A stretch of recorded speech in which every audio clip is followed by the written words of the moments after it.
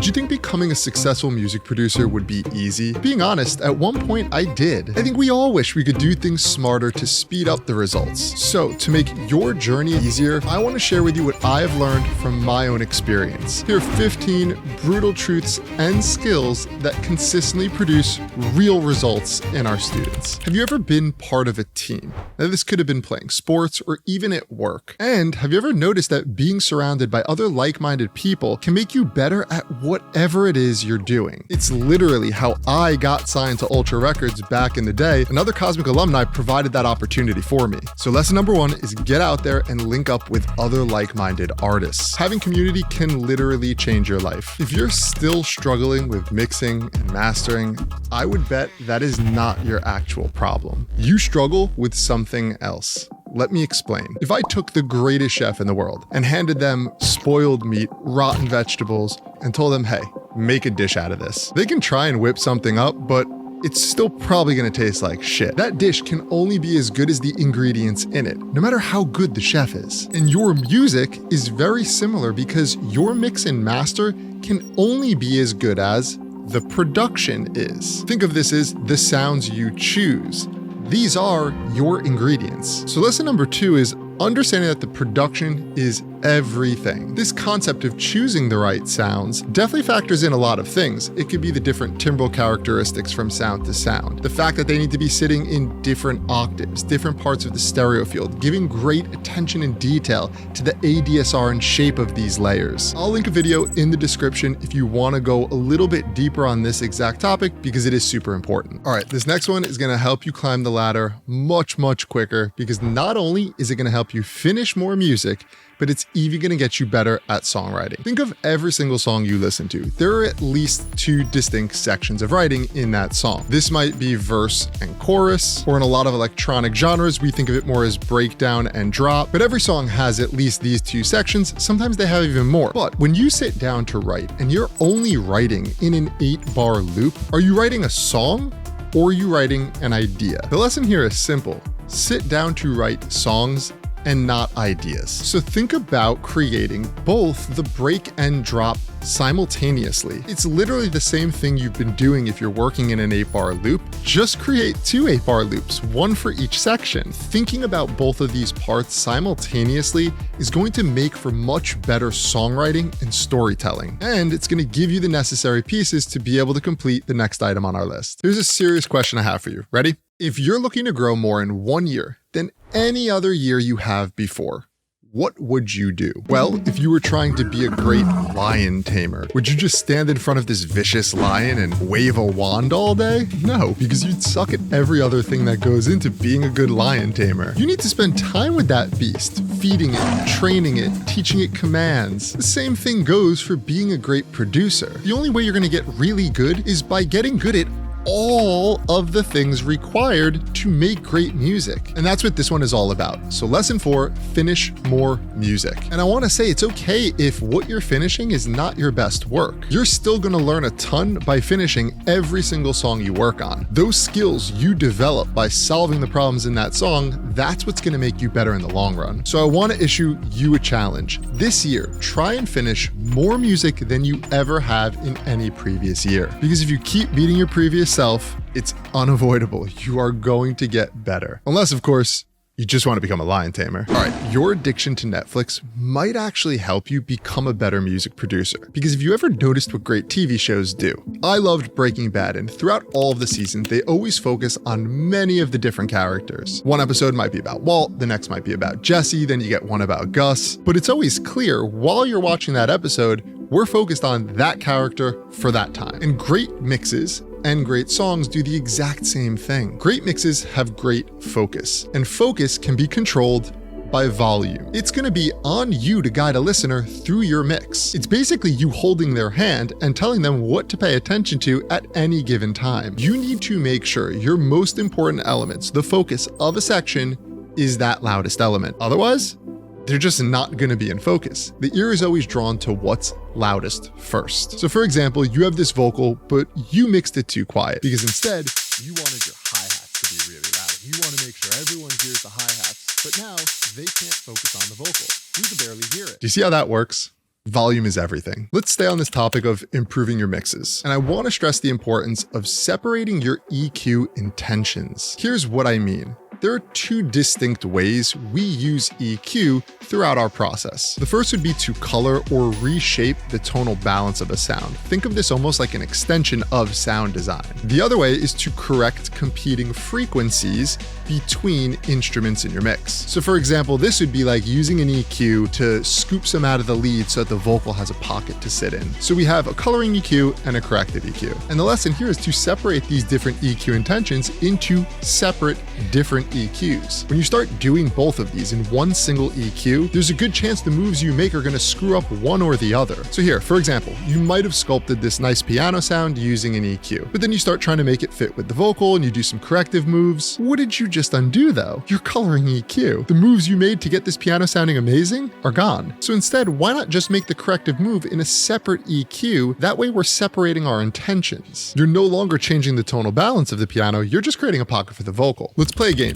You need to make a bet on one of these two fighters. Fighter number one has already beat down 29 other people for a record of 29-0. Fighter two, well, this is their first fight. So who you taking? Who's the money on? There's absolutely a chance that fighter two can win this fight, but the safer bet is probably going with the fighter that has the proven track record. Let's do the same now for your music. Let's say you're trying to sign to a legit label. First scenario is you finish 30 songs and you're gonna pick the one song that is better than the other 29, and that's the song you send to the label. Or second scenario, you're gonna finish one song, hope it's your best work, and that's the song you're gonna send to the label. Now, same as before with the fighters.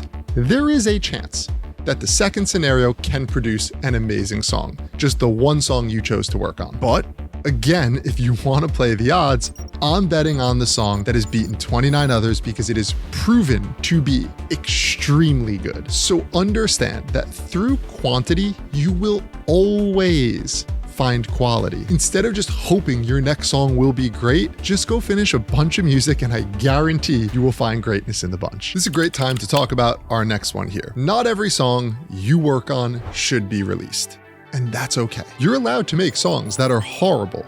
That's normal. 10 years from now, you're still going to be doing it. It never changes. And this is why you really have to fall in love with the process and not the results. And it's funny because when you start chasing results, you never really get them. But then when you start chasing consistency, a consistent process, this is what can yield consistent results. It's pretty cool too, because I do see this daily with our students. This year was no different than past years. They're signing to big labels, they're playing huge shows, but it's probably because they're consistently doing the same thing they've been doing since boot camp. They're consistently working towards improving their music and building their brand. They genuinely love the process. Sound design is obviously going to be a huge part of the production process, and I want to give you a better approach to help you improve. I've got nothing against presets. I think they're amazing and you should use them, but have you ever tried using them in your own songs and it just sounds like shit, but then you'll see someone else using the exact same presets and it sounds amazing? That's because those people are using the presets as starting points, but then they're going one step further and tweaking them to fit their specific production and mix. The lesson here is it's on you to make presets work for your song. Because think about it, these presets were made for literally millions of people to use. What are the odds that that preset is just randomly going to fit your instrumentation, the frequency balance needed for your mix? Like literally slim to none. The other problem is they're made to sound good on their own. That's usually why they come dressed up with all these effects. But for you, you need to make that preset sound good with all of the other sounds playing around it. So in order to do this, you need to be more comfortable manipulating synths. Here are 3 exercises I highly recommend you do on the side to drastically improve your synth skills. First, remake presets that you already have. Go find a preset that you like and literally study what you see. Memorize the settings. Then you're going to initialize the patch and try and recreate it. Get as close as you can. You're probably not going to get a first try. That's okay. Go back then, load up the preset and see what you missed. Eventually, if you keep doing this, you're going to learn how to make that sound. And not only will this teach you how to make sounds you like, but you're also building your comfort level moving around the synth as you do this. The second exercise is going to come in the form of tutorials, and I highly recommend watching the how to sound like such and such artist tutorials, where it teaches you how to make a bass that sounds like them, a lead that sounds like them. These are awesome awesome, but make sure you're making it along with the video. You're not just downloading the preset. The final exercise is my favorite of the bunch, and I believe this is so important that you do this as an artist. Put 10 minutes on the clock and literally just start turning knobs in your synth. The goal of this session is not to leave with a patch that you can use.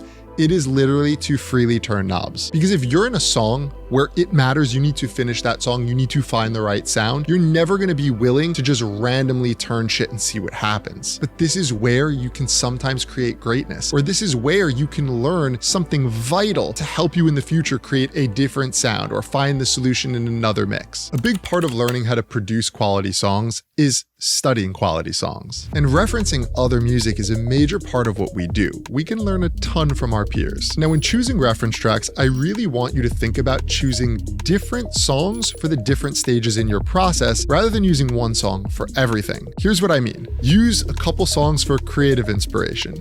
Then when you get to the arrangement, find another song that maybe matches the structure you're going for, the timing between sections, break and drop. It's really more about bar counts than anything else. And then you could use a couple other tracks for mix and master references. But by taking this broader approach, it still keeps you informed in what you're gonna need to do to succeed, because no two songs sound the same anyways. And it's even gonna allow you to keep your own originality and create a freedom in this process. Okay, you have a gig coming up next weekend.